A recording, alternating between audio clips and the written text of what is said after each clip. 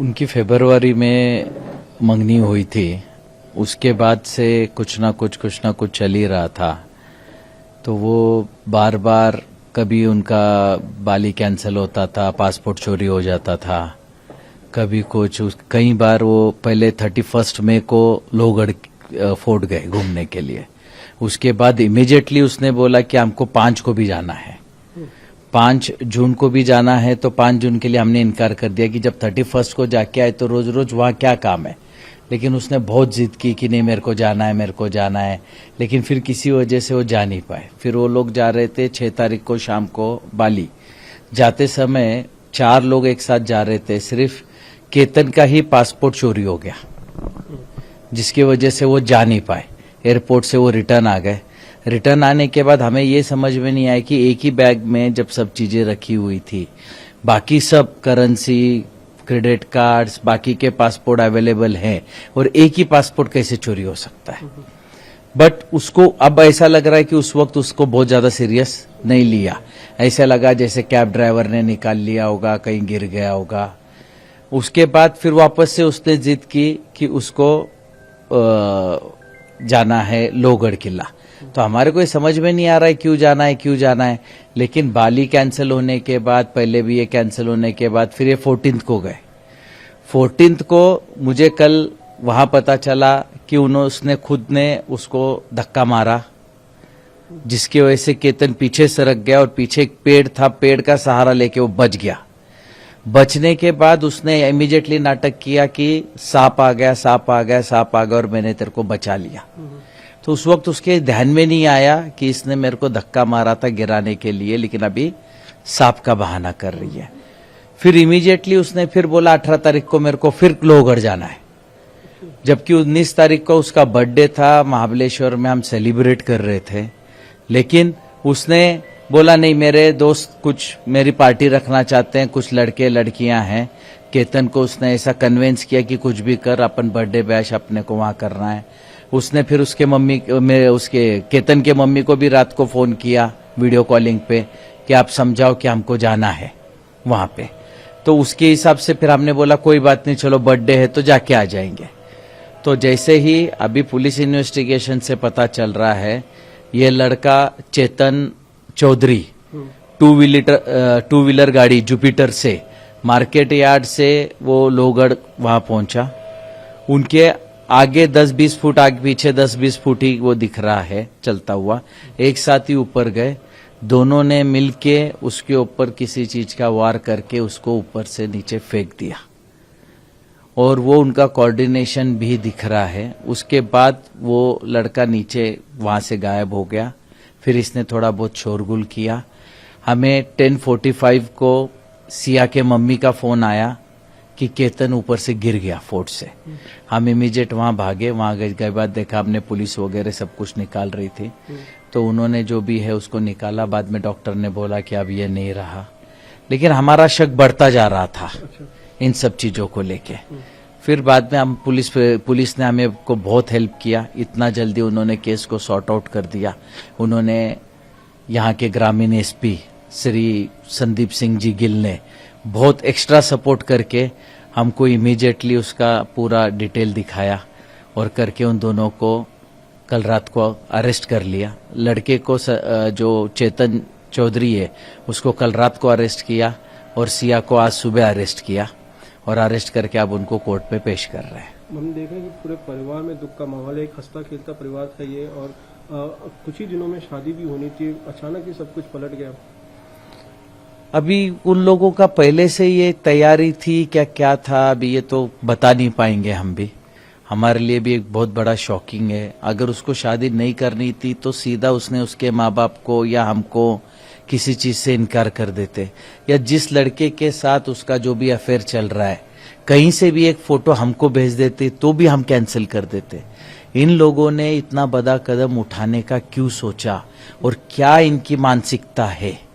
इन लोगों की इतनी क्रूर मानसिकता है कि किसी का 26 साल का लड़का इनके थोड़े से अय्याशी के लिए मार दिया जाए। इनकी इतनी क्रूर विचारधारणा को कहीं तो भी समाज में ध्यान में लेना चाहिए। और ये विचारधारणा इनको इनके परिवार से, इनके संस्कारों से ही आई होगी।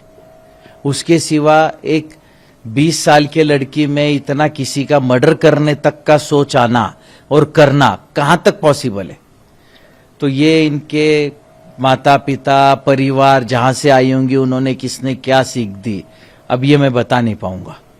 परिवार में कैसा, कितना दुख है, कितने आप लोग परिवार में कितने? अब हम आपको दुख कैसे समझा पाए? अगर पिता को आप पूछोगे कि उसका 26 साल का लड़का गुजर गया और आप उसका दुख व्यक्त करो, तो वो तो समुंदर से बड़ा है।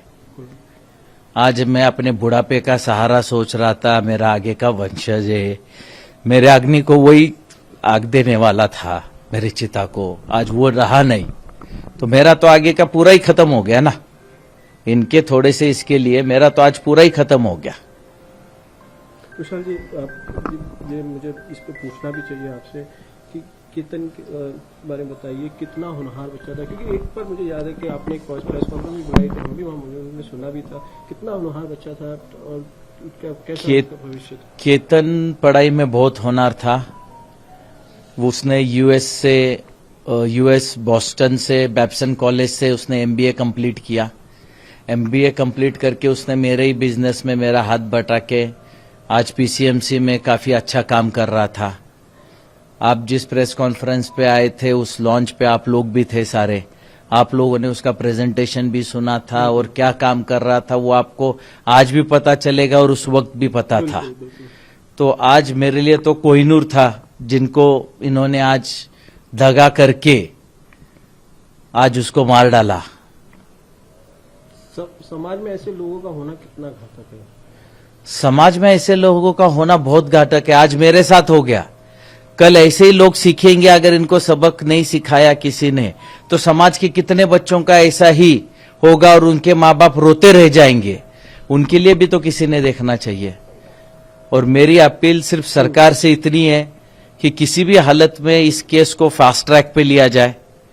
सबको मैं, जितने भी आपके सब्सक्राइबर्स या व्यूअर्स देख रहे हैं, मैं सबको रिक्वेस्ट करूंगा कि अपने अपने तरीके से महाराष्ट्र स्टेट के चीफ मिनिस्टर या आज माननीय कोर्ट तक किसी भी हालत में अगर कोई पहुंचा सके, तो इस केस को किस हिसाब से फास्ट ट्रैक में लेके उनको कितने जल्दी से जल्दी सजा मिल सके, इसका देखा जाए। क्योंकि अगर ये रेगुलर कोर्ट में चला तो इसका हियरिंग होने तक 10 साल निकल जाएंगे, उसमें इनको बेल हो गई, कर गई, तो ये तो वापस किसी ना किसी का, वापस किसका क्या दोष इनके दिमाग में आएगा और ये क्या करेंगे ये पता नहीं चलेगा।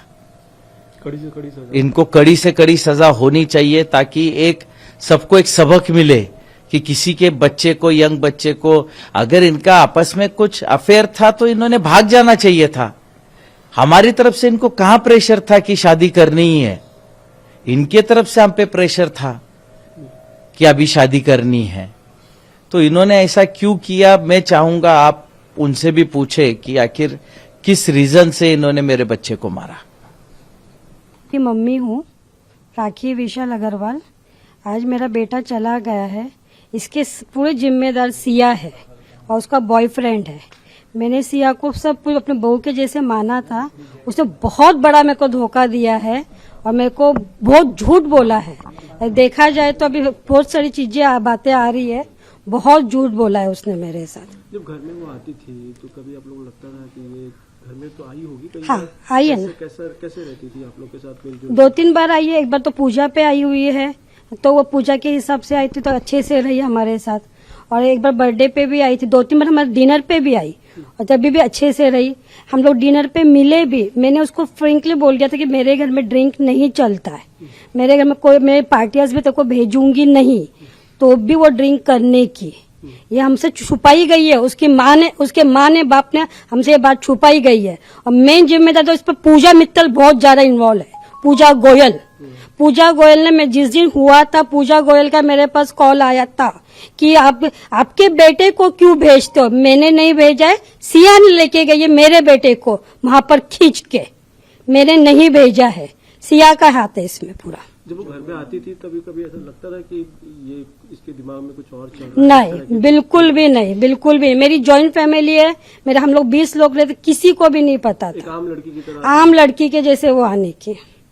कुछ आपको से हंसती खेलती रहने की, मैं कभी भी बात करनी तो वीडियो कॉल पे बात करने की, एकदम हंसते हुए बात करने की, कुछ भी नहीं था ऐसा। हमको कुछ डाउट भी नहीं आया।